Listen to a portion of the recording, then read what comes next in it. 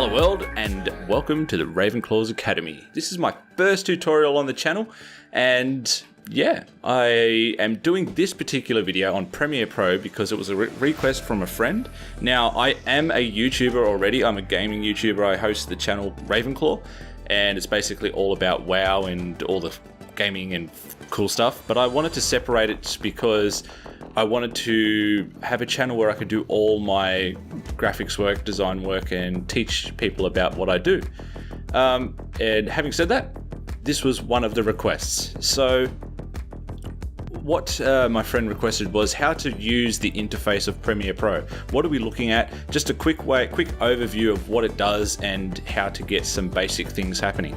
So what I'll do first, let's talk about the windows, how to manipulate the windows and get different ones as you would need, and then we'll push on to editing and all that stuff. So first. So the first thing, if you go up to window here, you'll see everything that Adobe Premiere Pro will offer. And let's say you wanted to add a capture, okay?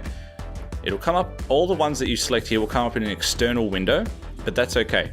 If you look over here, I've already had this up before and I've made it into its own little section here. But if we grab it, right? If we grab it and just pull it out of the scene, right? So it's just here. You can maximize it, you can do whatever you need. So this is how it will come standard. But if you hold, not here, but here, you'll see now it turns blue in sections. So if I wanted to have it where it was before, I'd simply go down here and there you go. Now, it's entirely up to you how you do it. If you like this sort of layout, you can sort of work how to, manipulate it and so on. I've chosen this particular layout because it's actually really nice and it works well for what I need. From left to right, let's talk about what we've got here. This here is the audio clip mixer. And this, don't get this confused with the audio meters or audio track mixer, because the difference here is, say I wanted this particular audio clip here. Now just quickly, up the top is your video and down below is your audio. But if I wanted this particular clip only to be of, minus 15 dBs or something like that, and I wanted the next one to be louder, I would use the audio clip mixer. The track mixer though, basically goes, this one track of anything on this one line will be at this audio value. So just remember that. In the same sort of window, I have the effects controller. We won't go too deep into this. Basically, if you click on a clip, it'll bring up all of its bits and pieces. The next here is obviously a preview. You can choose to play and scrub through. You can set mark in, mark out, which will, we want to do this particular clip here if you're doing some effects or whatever. What else have we got? You can take a snapshot. If you say you wanted to freeze frame this, you can take a snapshot and then import back into project. So if I go like this, it'll basically give me a snapshot of where I was. And yeah, so there's nothing too real advanced in this. The only other thing would be, where are we?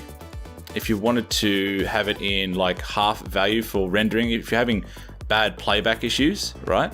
You'd want to render it in half. So that way you don't have to use as much resources if you're not being able to run it in real time. Over here I have the effects menu. Here I can choose anything from blur through to anything you can think of, keying, whatever. We'll get into that in another video. Okay, so this part here is basically like the desktop.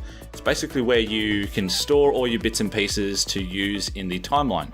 Now, if you notice here, I've got them in a way that it's more of a structure. I prefer to do it like this because, one, I use templates. So on my other channel, if I do, say, arena series, I want to have the same footage because I might use like overlays, lower thirds, things like that. And I don't want to have to keep putting them in new projects.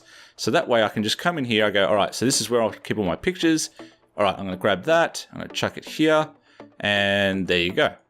Okay, so that way I can go, yeah, that looks good, and so on and so forth.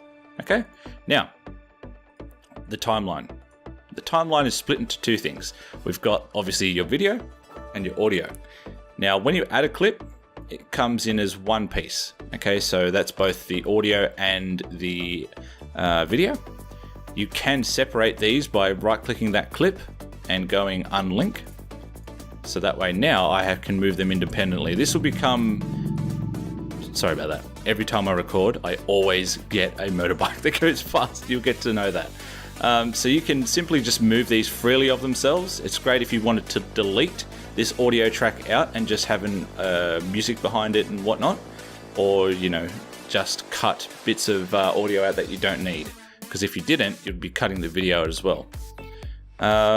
Let's quickly talk about this quick interface here. Now, you can lock particular parts of the scene, so that way you can't select it by mistake, which is great if you've got a lot of layers going on here.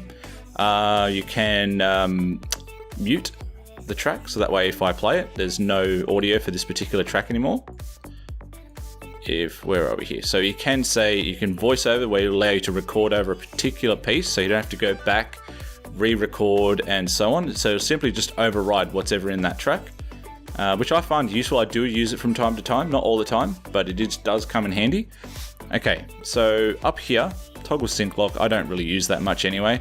So if we go like that, it'll turn off the particular video or picture or whatever's in that row, along with this. I think I just spoke about that. I can't remember.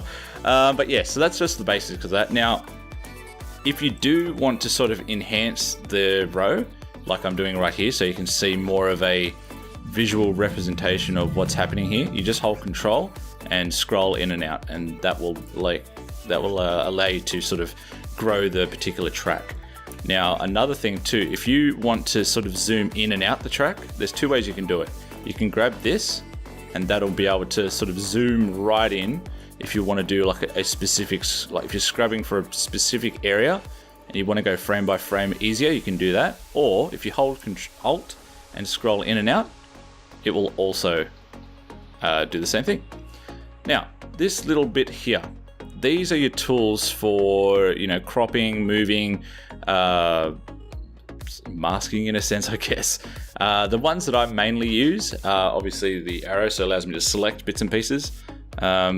You can do this, but what this does, let me show you. It basically allows you to pull the timeline around. This one here is for what I use for snipping individual parts of, so if I wanted to get rid of this section here, I can simply go like that and delete it, and then close in the gap. So if you're sort of wanting to clip areas like that, it'll jump to the next scene. That's sort of the basics anyway. There's a ton of other, so the ripple edit tool was what we just did. If you wanted to sort of, when you have a cut in between two scenes, it's known as a ripple. And if you want to get rid of that particular section, you can either right click and delete, or you can just grab the scene. If you just grab the things you want and move them around. Okay, now they do lock like this. Okay, they do snap, and you can turn that off, and I'll get to these in a sec.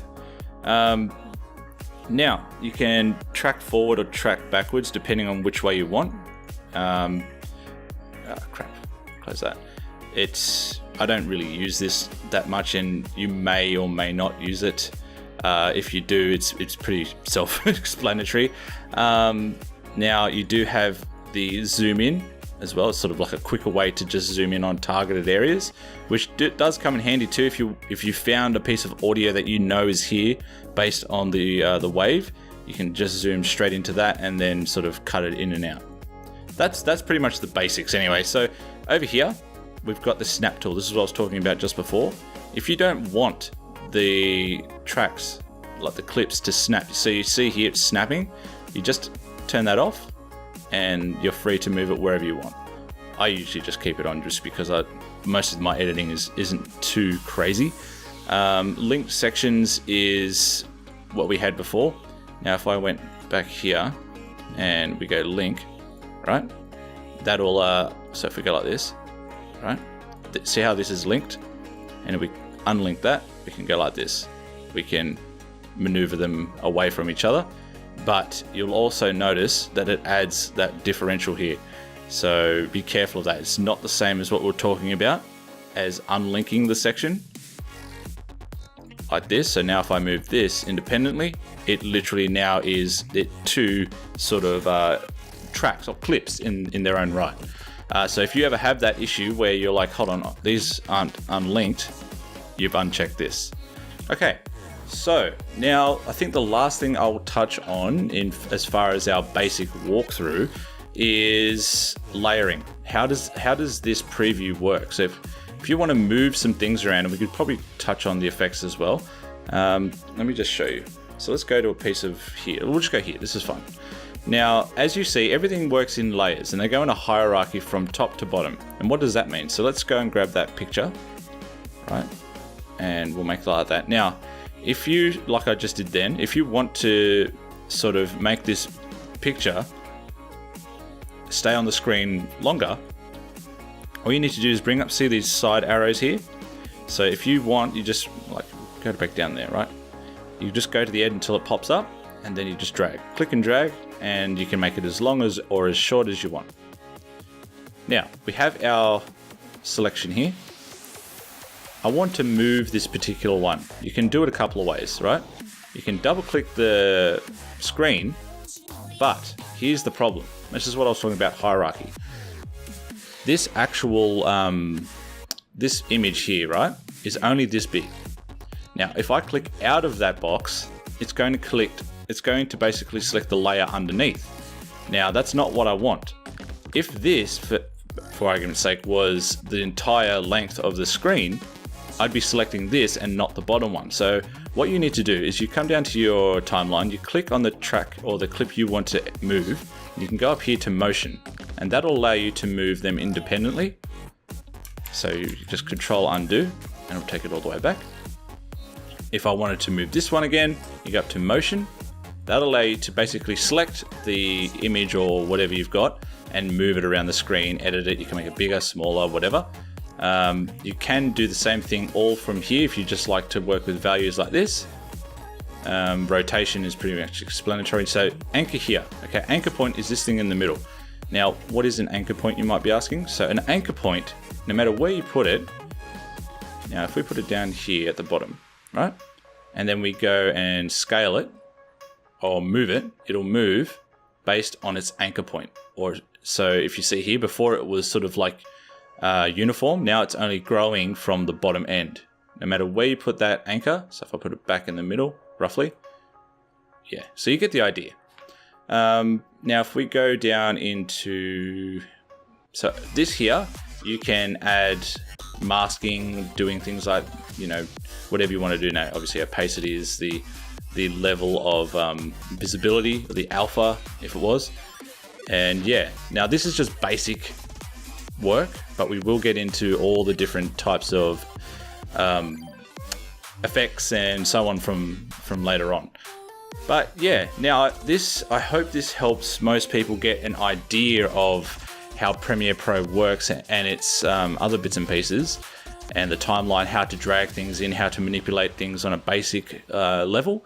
If you have any questions, make sure you hit me up down below, because then that way I will know what to focus on in coming videos.